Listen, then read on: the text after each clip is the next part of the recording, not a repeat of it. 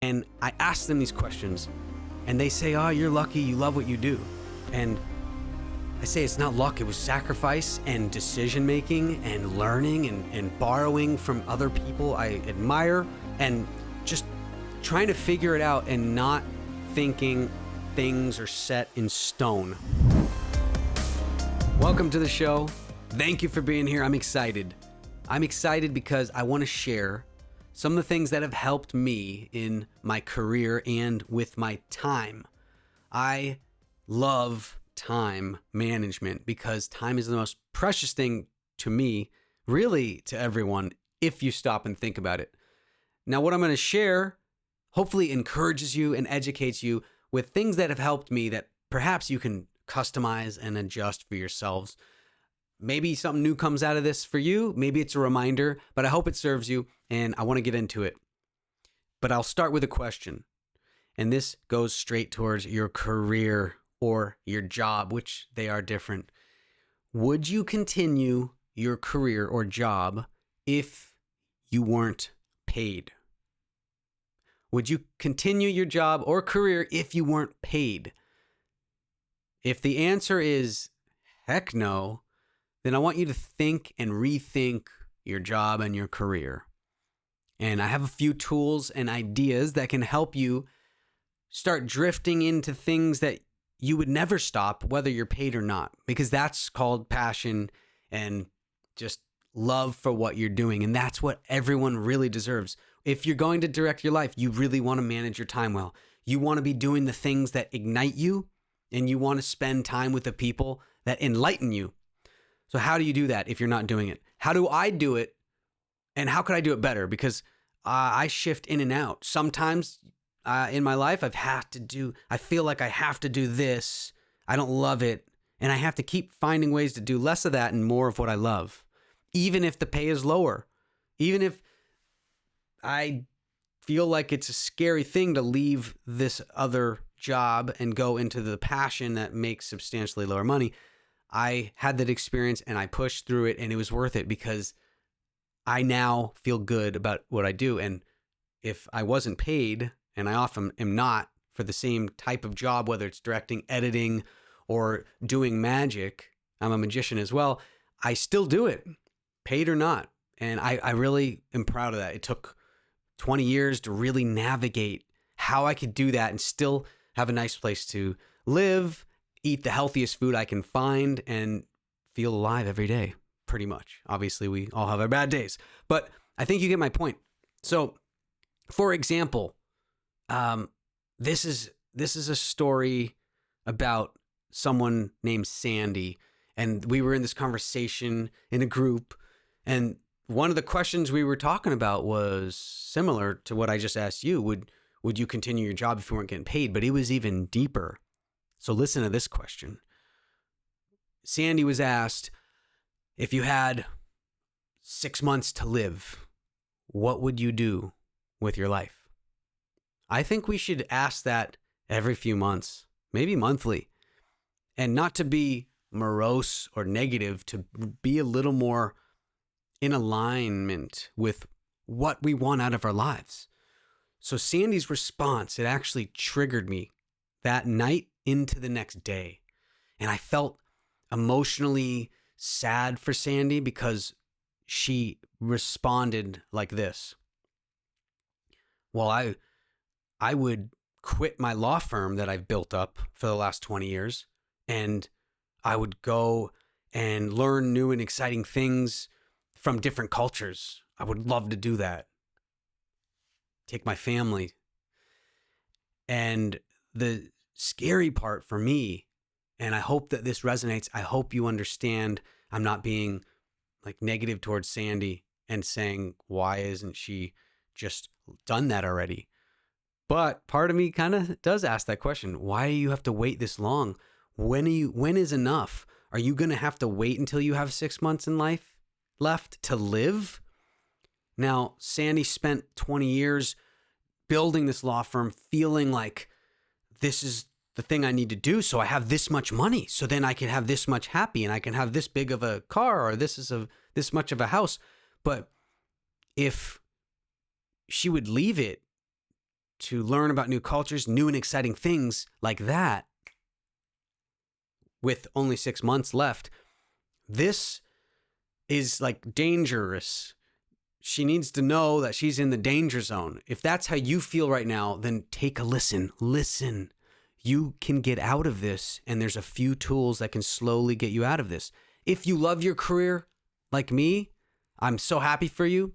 But still, sometimes we find ourselves doing things maybe we don't want to do, and we have to think about it this way to get less of that and more of what really ignites us. Because when we're on fire and we feel good, truthfully, as cliche as it sounds, you're helping those around you enjoy their time more because you're in a better spirit. You're in a better attitude, right? If you're more enthusiastic in the world, sometimes people, if they're negative, they're like, all right, you're too enthusiastic, Tony. Tony, you're too enthusiastic. Okay. Yeah, I've got that. Okay. But I would rather have that happen once in a while. And most of the time people are inspired by the energy. Okay. So consider that. And to go into the tools that I think could really help you, me, all of us stay on that track, you need to read or reread the book 4 Hour Work Week by Tim Ferriss. It is a fan favorite, if that's the phrase. I love that book so much. It changed literally the trajectory of my life, the direction of my life. And specifically, just like that story, traveling and seeing new cultures, it helped me realize, oh, I don't have to do it the traditional way where I have $1 million and now I'm retired and I'm way past, quote, my prime, and now I can travel the world. I didn't have to wait. I lived in the beach, a house on the beach for 6 months in the Philippines, and I made that all happen by reading this book and customizing the good stuff that I could from it and making it, applying it to my life.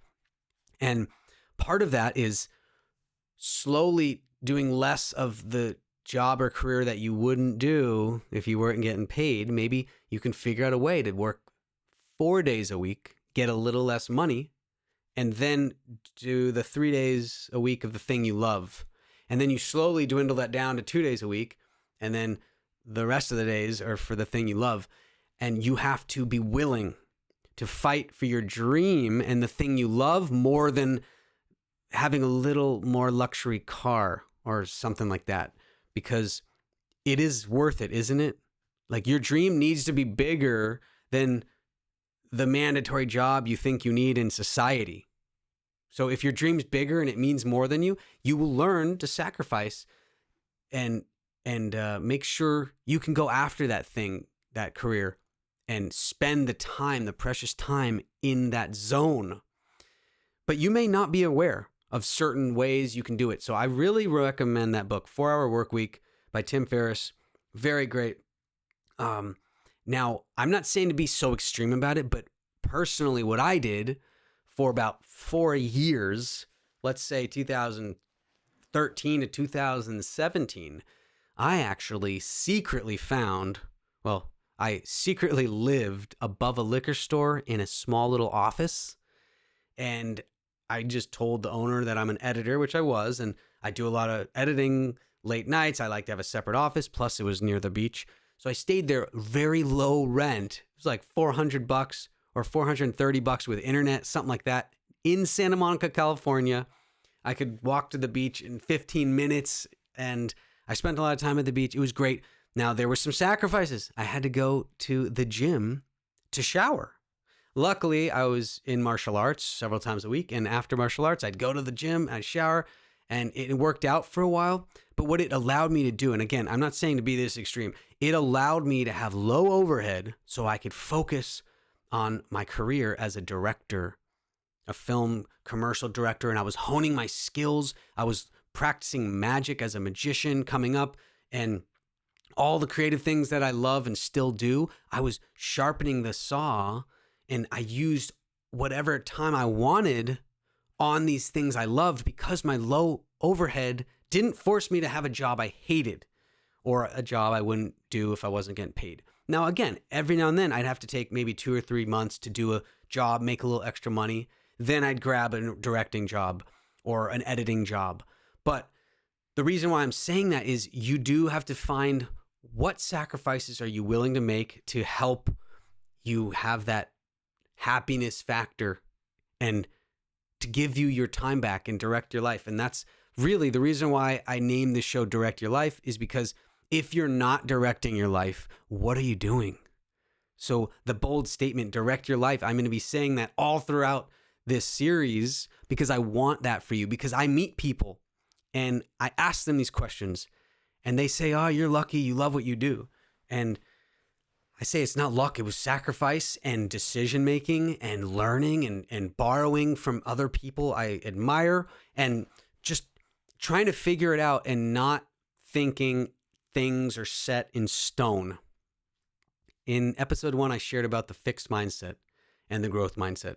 And I'm going to be repeating these themes throughout these episodes because you have to keep hearing them to implement them. Even though it was hard sometimes when you have to live above a liquor store and there's no shower, there's no hot water, just like a bathroom and a sink. It was a little tough for 4 years, but guess what? I lived across from a Whole Foods. I'm a health nut. I loved it. I just walked to Whole Foods, got my food, and then there was a park across the street, so I got my nature. I mean, it was a great time. And overall, it was this decision that worked for me to get me into my next advancement of my life, which was traveling Asia and living there for 9 months, meeting my wife, bringing her to America, just experiencing that whole journey and developing my relationships and developing my career and managing my time. Now, the last tool I want to give you, and this is really your call to action.